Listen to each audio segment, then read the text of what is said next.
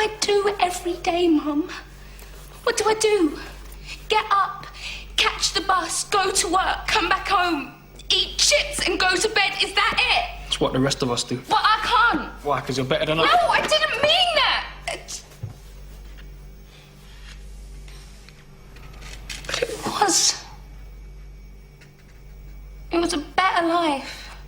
And I don't mean all the travelling and seeing aliens and spaceships and things. That don't matter.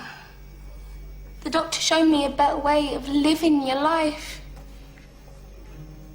You know he showed you too. That you don't just give up. You don't just let things happen. You make a stand. You say no. You have the guts to do what's right when everyone else just runs away. This is today's flat Earth. The fact that we live in the cutting edge of human evolution, the cutting edge of how far humanity has come, turning a planet of enormous beauty into a shithole ain't the cutting edge of human evolution.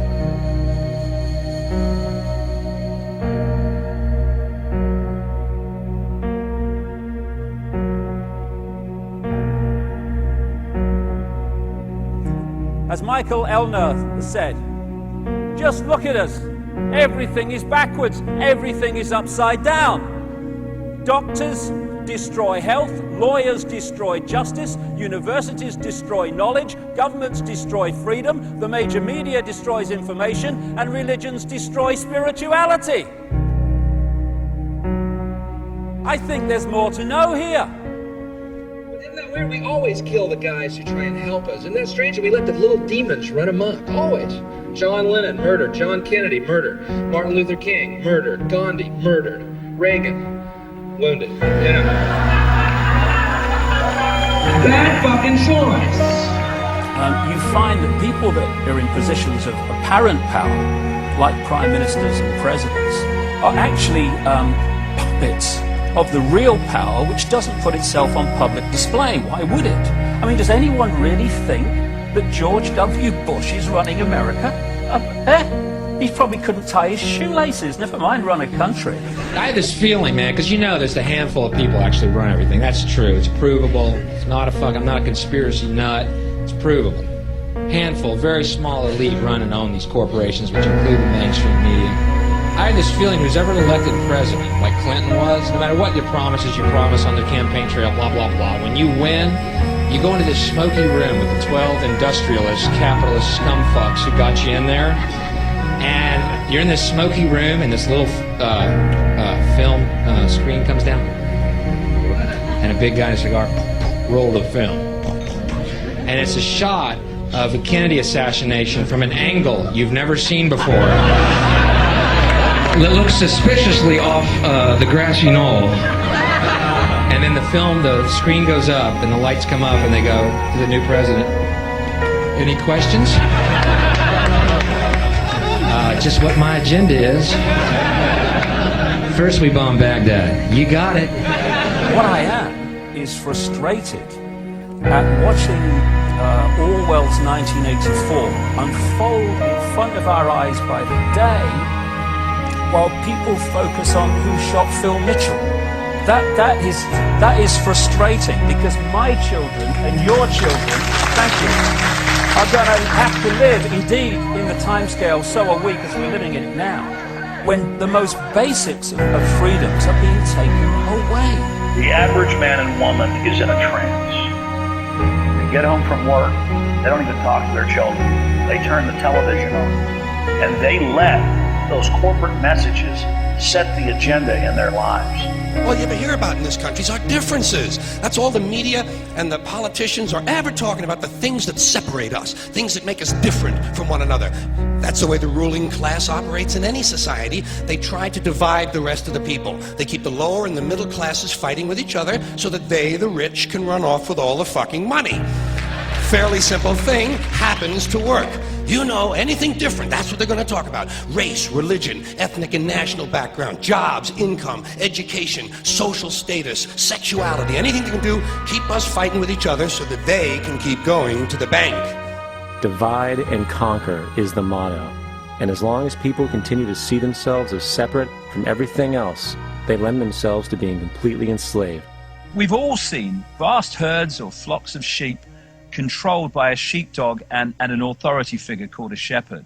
You imagine if just a significant number, not even half, of those sheep said, we're not going to succumb to fear of the sheepdog, and we are going to go our own way. And those sheep start going in their own way, they start expressing their uniqueness, and they stop acquiescing with the authority figure and succumbing to fear. Where's the power of the shepherd now? Where's the power of the sheepdog now? They have no power except in acquiescence by the mass of the sheep to the perceived power that they have.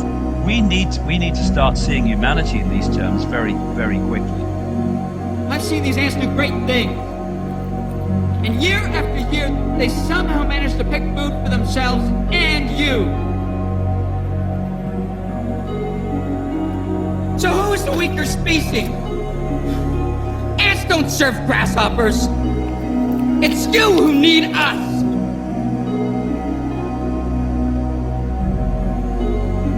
You know, when you go through all these different levels of how we are attacked mentally, emotionally, and physically to suppress us and to hold us in the box, in the bubble, that tells us something about us.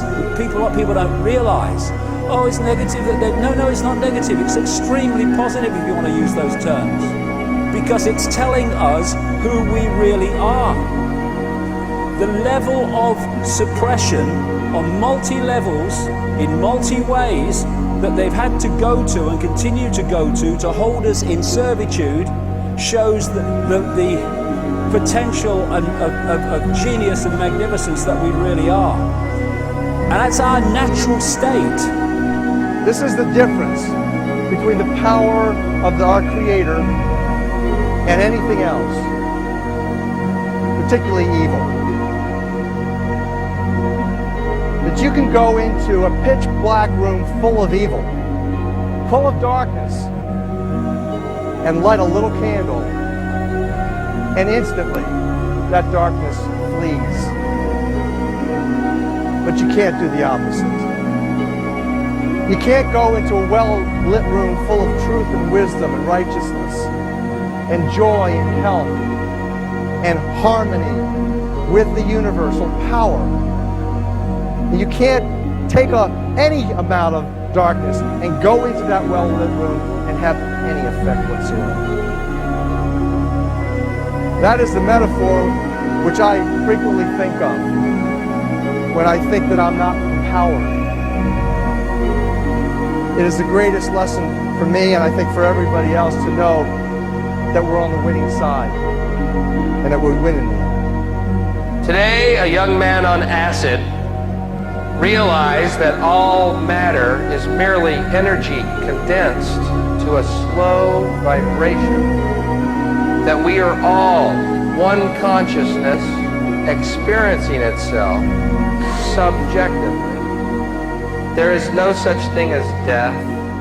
Life is only a dream, and we are the imagination of ourselves. Here's Tom with the weather.